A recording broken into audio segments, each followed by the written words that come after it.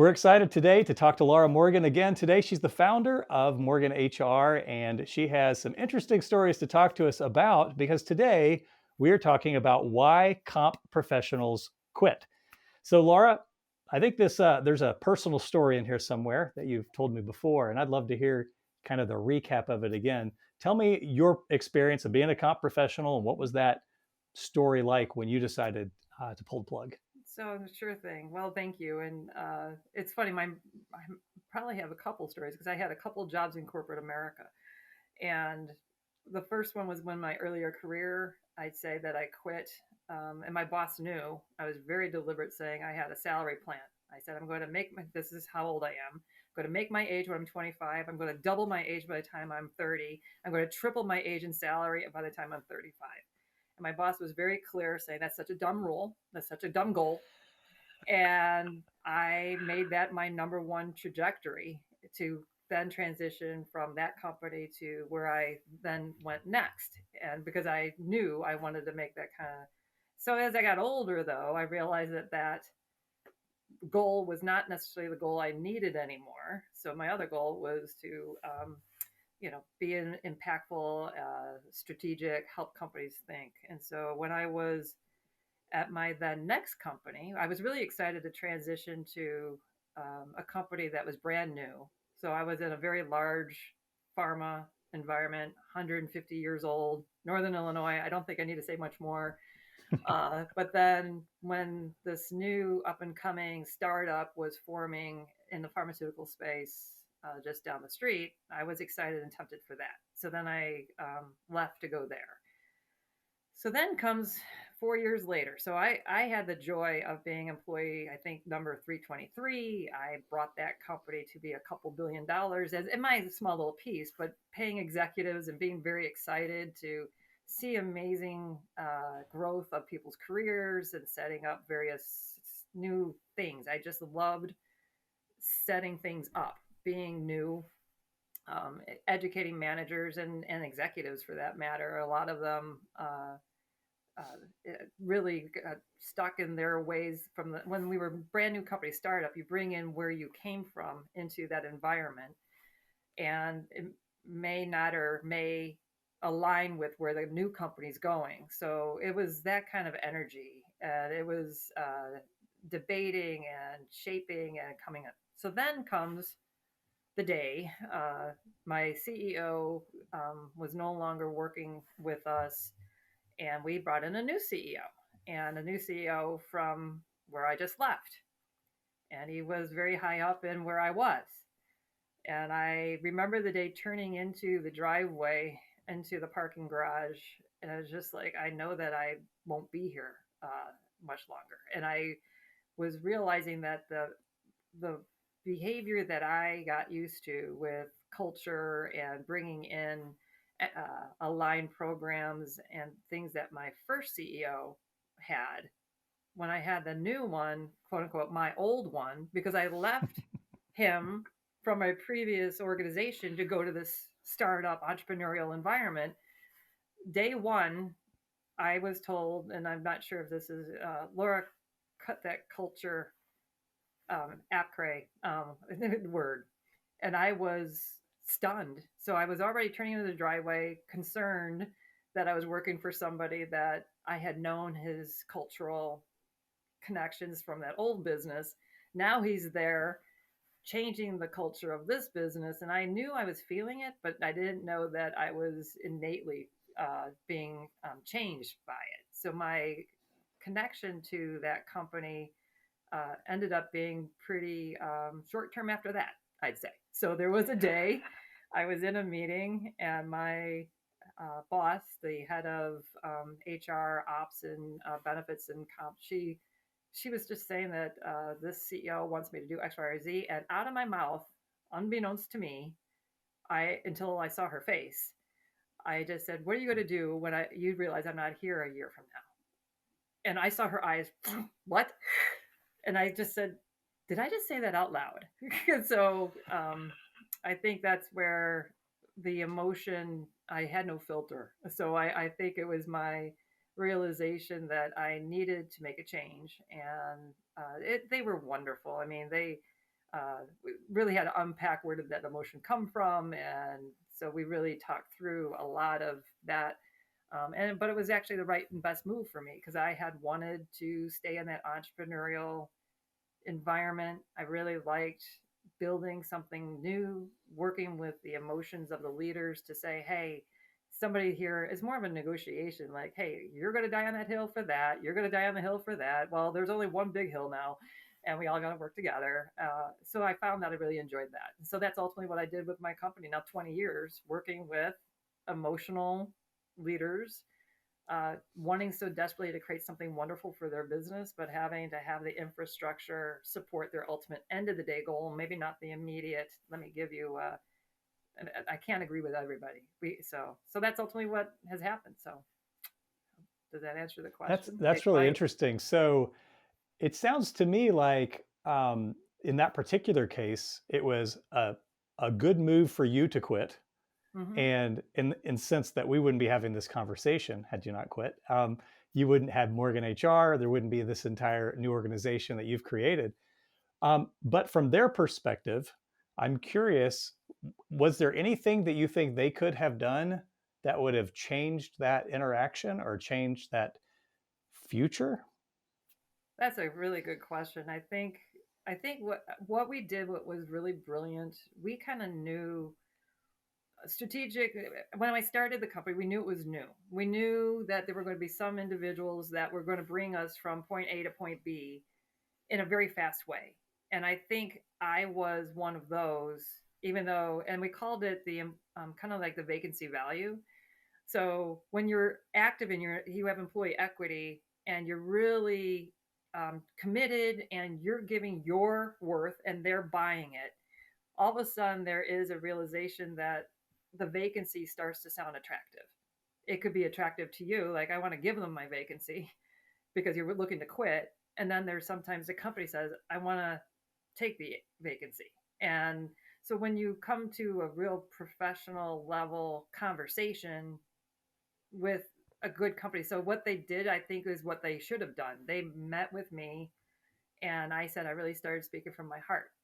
And they gave me that safe environment to talk through that. So I don't know if they would have kept me unless they made me somehow another brand new company. But I think the best thing that they were able to do was help me think through where I really wanted to go. And they gave me a lot of that thinking beforehand. Remind you, I did say I was looking to get out when I was pulling on the driveway.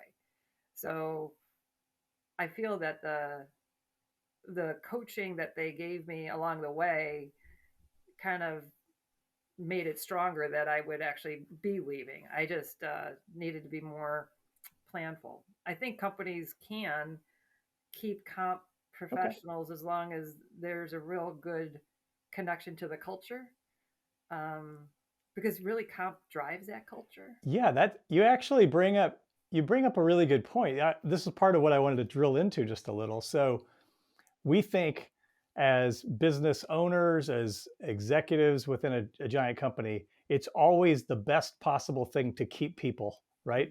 Mm-hmm. Like even in this question, why comp professionals quit?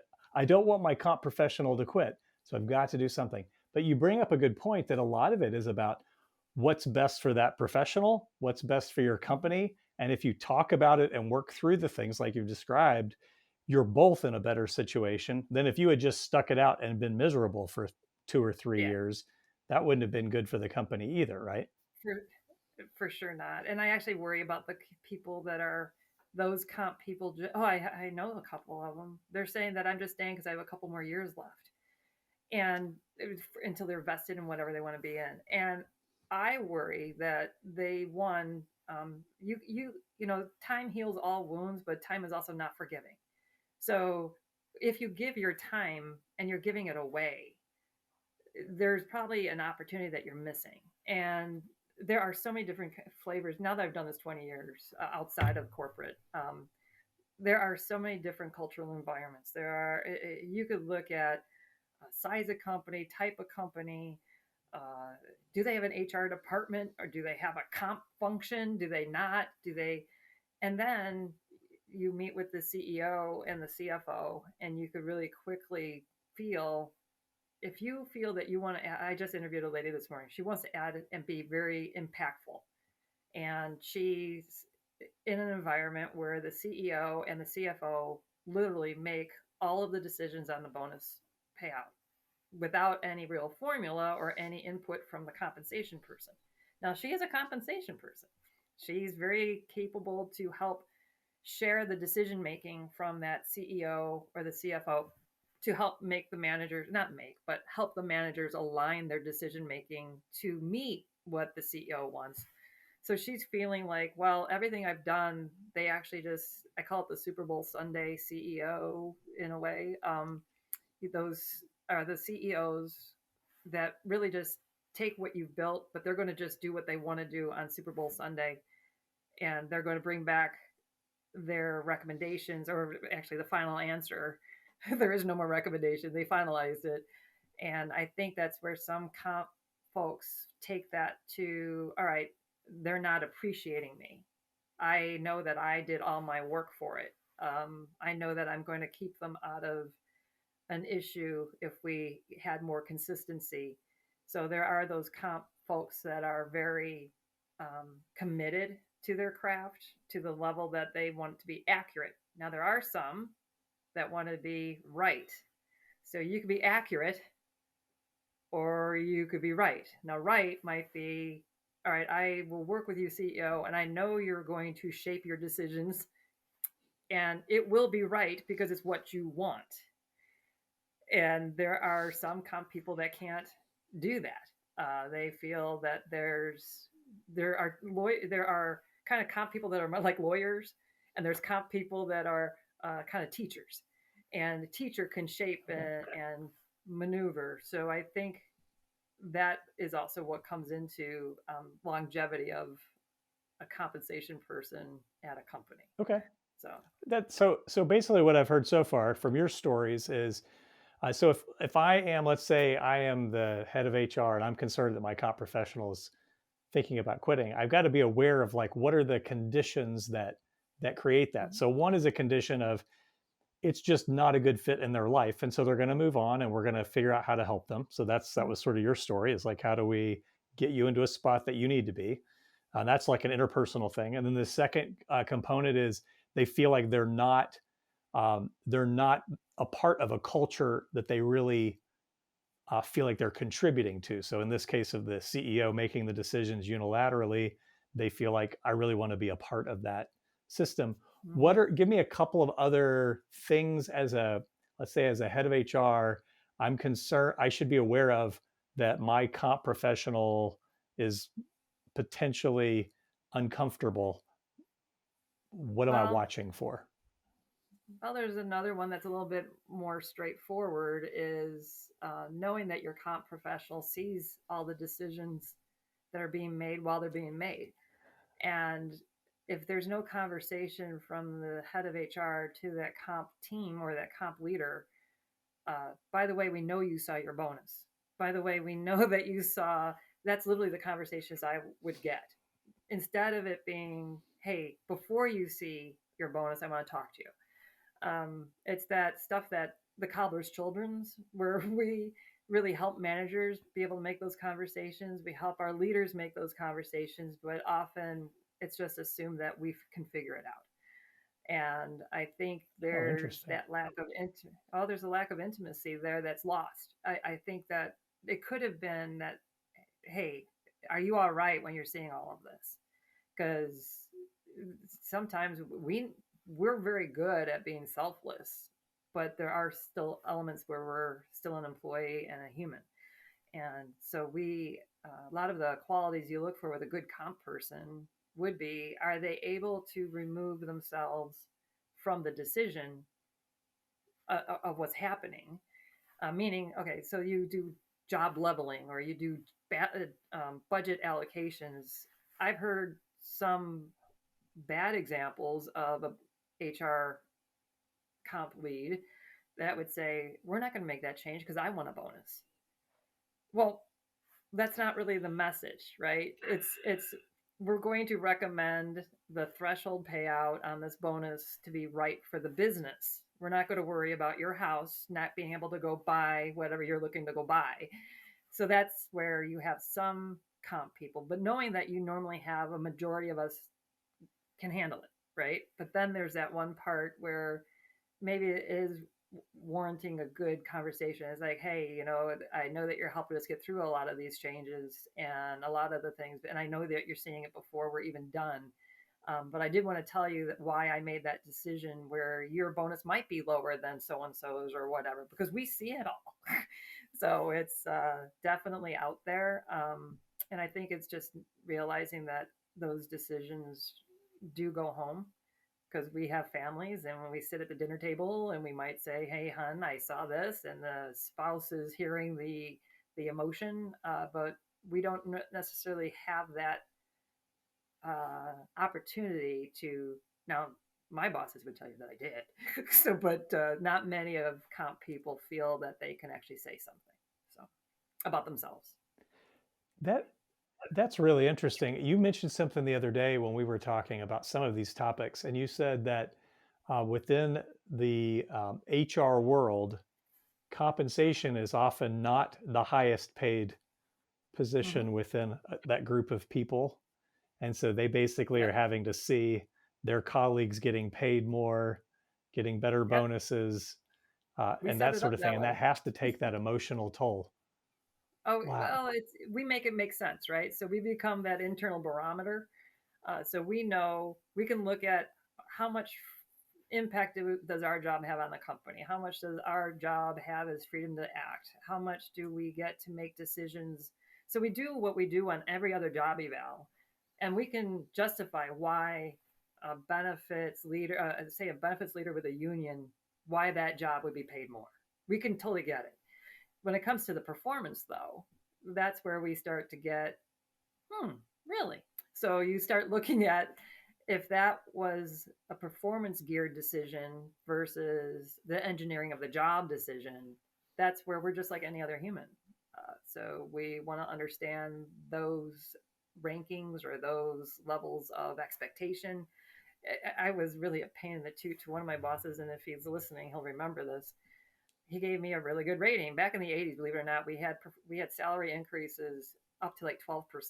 So this is after recessions, right? So maybe we'll have that Nice. again. But I remember him giving me a significant. I said, why? And he's like, that's a good rating. Yeah, but why wasn't it one up or one down? Tell me why.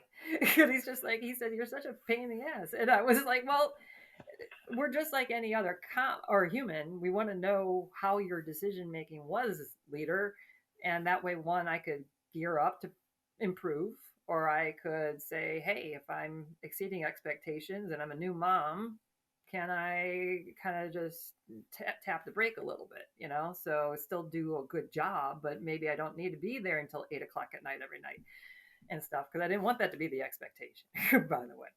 So Right. anyway. Um, so we've discussed this topic. We've talked about why we're going to talk about certain topics throughout the year. And you Mm-hmm. said that we said February is probably a good time to talk about why comp professionals quit. Mm-hmm. Give me a little bit of background why February is the time comp professionals quit.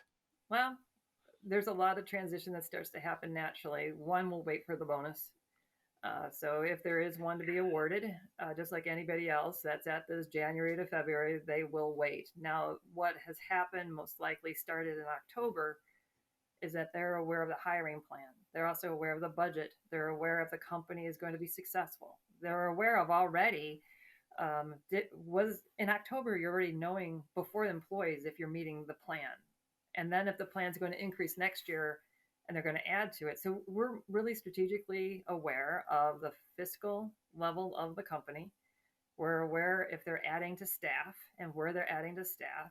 We're aware of our own alignment and did we get anything else to help us do our jobs more so a little bit ahead of most other departments.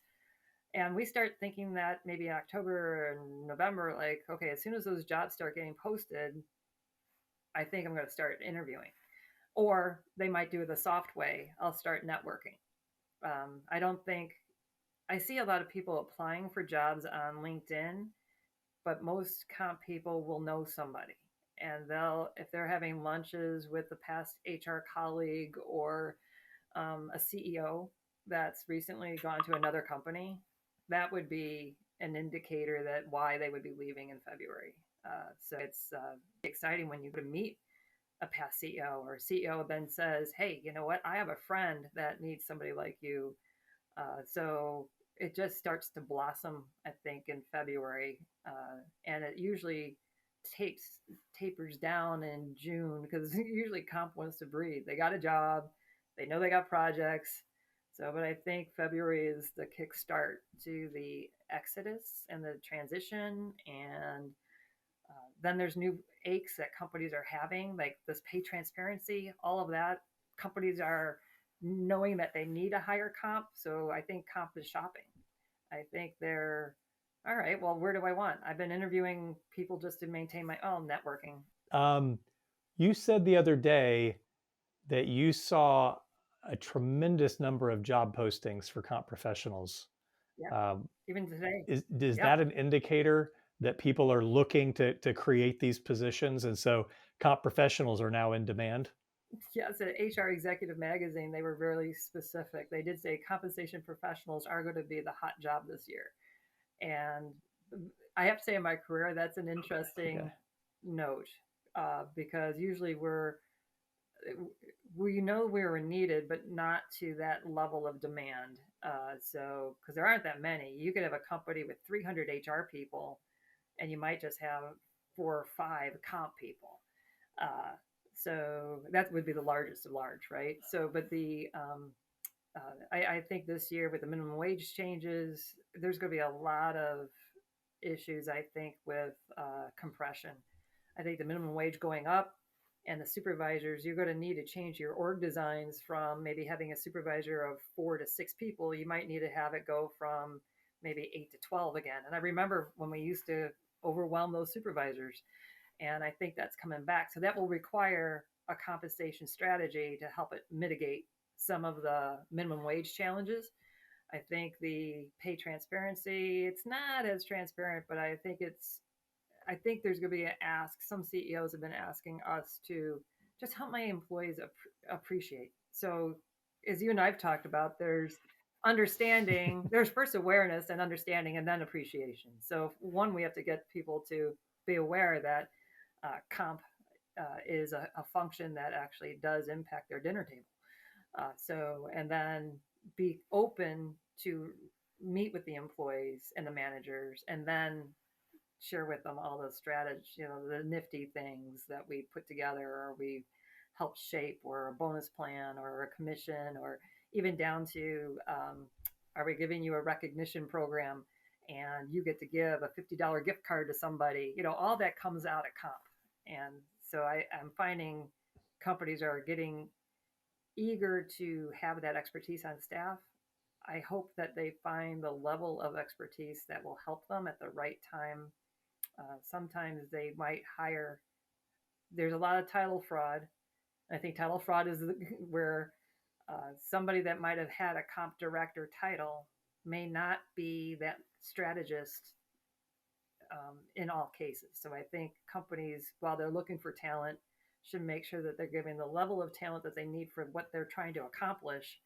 At the same time, make sure you get the cultural fit, because you can't unfeel who you are, right? And we really help uphold if that company is entrepreneurial. Well, are you going to get an entrepreneurial comp person, or are you going to get one that came from a solid manufacturing environment that never changed? So maybe they want to do something, but make a change, but maybe you're not the Hmm. right fit for them in that point in that career. Do you want somebody that is very creative? So I've had some that really like to be creative and designing a brand new, like we did an incentive that had a coaching service applied to an incentive. Like you could get an executive coach if you meet your goals, because we want to understand how amazing you are. And we won't know that until you figure that out. That's a creative solution, but some companies will be like, don't be so creative. I just want the basics, right? Can you just do the basics for me? So, so I think you got to know the type of comp person that you're looking for. just as much as just knowing that you need comp. And you've had quite a bit of success over the years, even interacting with other businesses who need a referral for a comp Yes. person. Um, and that obviously that's going to become more and more in demand as companies are looking to staff these positions. Um, so obviously, we would encourage anybody watching this who's trying to figure out what kind of comp professional they need. I wish Definitely they talk to would. you because you've got Yeah. this giant I wish they network. would. Sometimes I can see comp is not that big, so there are a lot of comp people, but we usually know that Kevin Bacon thing, right? We're not that far from knowing a good comp person or a different person. So, as a matter of fact, I spoke to this lady. I do my 5 coffees. I've talked about that in the past, where I try to meet with people in general, and I've really narrowed that space to be let me keep up and with the comp folks that are out there because I want to help my clients know because I wish they called me before they did hire somebody. There was a definite culture clash that was going to happen. And I told my client after they hired this lady, and I wish the lady actually called because she knew somebody on my team, and we would have said, both of you are so opposite that we saw the demise, we saw the end before it actually started. And I wish that that's ultimately what I'm trying to do is help. I really Hmm. believe comp can help place comp. I think comp executives and HR can ask comp to hire comp.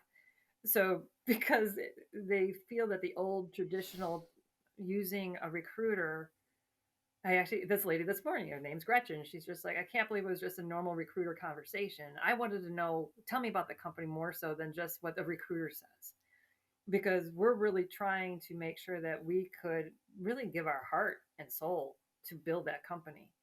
And that's literally the what you'd get out of a comp. They have to know technology, they have to know law, they have to know pay, they have to know employees communications, they have to know, will this work or where can we prove that it's worked before. So that kind of nuance is in a conversation, not on a document. And I really feel that networking and meeting the people that know the people and their culture, their politics, their desired end of the day, the next 5 years where they want to go, and you really have to have that to make a really good compensation hiring decision. And that hiring right is how you keep from worrying about your comp person quitting Yeah, every February as I well, like right? for sure. Well, Because if you've got a good alignment, right, it takes you right back into this conversation. Like if every year you're finding yourself trying to go back through the process of getting a comp professional at your company, perhaps there's something wrong with the process of how we're getting these people in. So that a conversation with you could go miles to even solving this problem for future years. I would entertain that just to make sure it's a good fit.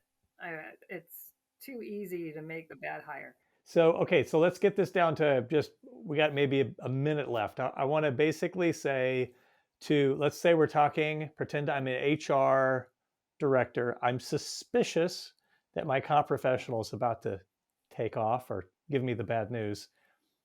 Is there anything I can do at this stage to try to make things Well, work? make things work is the question, right? So is it working to retain and keep your talent? I kind of look at it like a talent, like I'm going to keep you hold it held. I Right. I really feel that if it's an early career comp person, ask them like, are you enjoying this work? Is it something that you want a different kind of project? Is it I'm or even be honest, I'm feeling as your leader that you're showing up, but are you here? You know, and are you? Where's your heart these days? I think as someone gets to be mid-career, they're wondering, one, do I build these jobs? Do I want to be a people leader?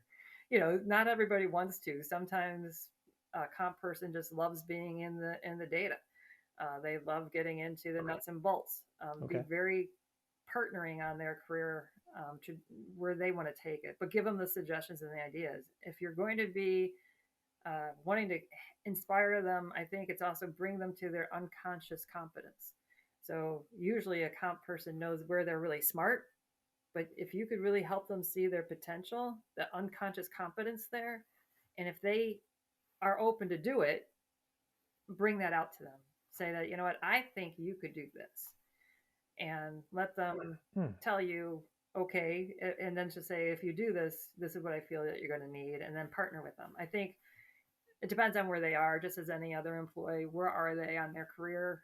But I think knowing that comp is not just that down in the hole. We do the data, we dust it off, we bring all our stuff in a cycle. We're employees, and I think most of my comp colleagues would say that I think I would have stayed if they actually cared to ask. I think they just assumed that I'm so smart that I already know the answer. Oh, that's really interesting. I mean, it's like a basic thing, right? To care enough about the person on your team to have a conversation about where are you at? How can we help you get to where you Mm-hmm. want to be? That's So fantastic.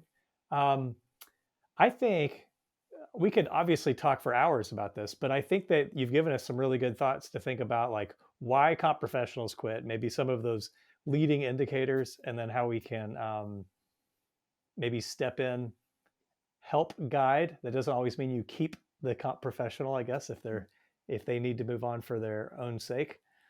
But it sounds like it's a way to develop the company I, overall. and yes, I fear that I could make this a very long conversation because you got my brain going like all the things that I'd love to be able to say. But I think leaving everybody to hear its career opportunity, its career alignment, its long term helping the employee or the comp person feel impactful.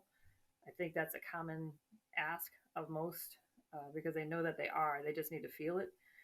Um, and I think that would be a simple recipe to start with. You said something. I don't want to start the conversation back up, but I just have to because you've triggered thoughts in my brain. You have so many things to say because you've got a ton of experience and a passion about this. So I love that. Um, uh, Something that occurred to me that I hadn't really thought of until our conversation just now is that your comp professionals, obviously, they're dealing with numbers, dealing with a lot of data, and so they're kind of almost maybe potentially pigeonholed as Mm-hmm. data geeks, numbers nerds, Yeah. whatever the phrase is, and you forget, Yeah. like you've already said, that these people are all motivated in different ways. Just because someone works in these numbers and in spreadsheets and cells doesn't mean they don't have aspirations of leading people or influencing or having impact. That's a fantastic I'd insight. say that there are some that there's a day, and I we tease it. There's one lady, if she's watching it, Sonia. She used to say, "Ta-da! We came out with all the data," and then she loved the way that she'd come out of the hole and present the data. But we used to mock it, like everybody just thought that's what we were. Like we were the Gophers. We're almost like Punxsutawney Phil from Groundhog Day, that we come out after the thaw. But we do have that image, I'm sure, and I think that gives everybody this fear that we're intimidating because we deal with it most of the stuff that people don't want to deal with, and so, but we kind of enjoy the puzzle. So it's a giant. I think most comp folks would tell you that if there's a data error, we'll find it. If there's a interpretation of something that was written, we'll find it, and we'll help make things be right to then use the data. But we're more than we want to get ahead of the data. So if everybody would just use the system as designed, we would love it. So, but too many creative people out there on that. Um, and I think data integrity is going to be a regular challenge for most comp people. I think once we get beyond that, we're ahead of the numbers, Hmm. and then we're more impactful. So, yep. But we do have that image for sure. Right. And that, I mean, that's clearly why, yeah, that's clearly why you guys created Simply Merit, right? Is the Yeah, idea of your comp people have created this plan, this program that you go through. And if everyone will just do it this way, our data will be good. Therefore, our decisions can be good. And we can all move forward without having to dive into these giant black holes of that's confusion. exactly why. Because I think by the time they got those crazy spreadsheets back, that maybe gives us that image that if you're going to be a comp person that's in the data, in the weeds, and you're using Excel to collect things, that's all your managers are going to see. They're only going to see that you're that data person. But if you actually had it where you use a tool or you had data or you had your ability to show that that's over here, I'm over here, and I'm here to help you use that, or I'm here to help you interpret the data in a different way, then you're ahead of it. And that's where I used to have an image of a comp person, a stick figure chasing the spreadsheet. And it's I want it to be where you're out of the spreadsheets and you're really present and you can help focus on, instead of the numbers, let's talk about how you're going to talk to your employee. Let's figure out, is this going to be the right decision? Do we need to do a salary plan? If this isn't going to move the needle enough, well, okay, what can we do to strategize the next year and a half to fix it? We maybe can't fix it all at once, the gap of a salary or what have you, but let's plan it out. That's the conversation we love to have. Yeah, that's fantastic. I like that a lot. It takes you're moving up the value chain to there as you go from, I am just collecting data and moving numbers around, to now I'm providing analysis, to now I'm providing forecasting, to now I'm providing strategy, and that it builds your value as you proceed in your Oh, career, for right? sure. Well, that you got it right. That is like data reporting, data analysis. Then you do predictive, and then you do prescriptive. So eventually, which is strategy, like let's go ahead and prescribe Okay. the answer, how to get there. And yeah, I think, well, as a comp person evolves, that would be really what they would love to get to. And you just got to know that if you're starting a brand new company and their data is awful, that's the other question. Are you the one that should be fixing it? If you're coming in your later career and you're telling your managers that you're cleaning up data, get the data clean, but don't tell the managers that you're doing that, right? So to be, or get some help to help you clean that up. Asking for help is sexy. I said that before. Saying that you're the one man or one lady show that could do it all, that's not the message. Actually, I would caution anybody to avoid saying that, because they're going to see you at the lowest level. Then we do job eval for a living. If you say that you did strategy, you did reporting and analysis and the reporting, we know how to job eval. Your lowest task is what you're actually telling your managers that you do. So, and that's where we got to make sure that we're reporting it correctly. So if you are considering talking to a comp professional on your team, or you're concerned about what they're thinking, I just highly encourage you, as Laura has already mentioned, have a conversation, show that compassion, show that you want what's best for that comp professional as well. And then I would highly recommend that you contact Morgan HR, have a conversation about what can be done within your company to create that environment and that atmosphere where your comp professionals want to stay and grow and develop your company. Thanks so much for joining us today.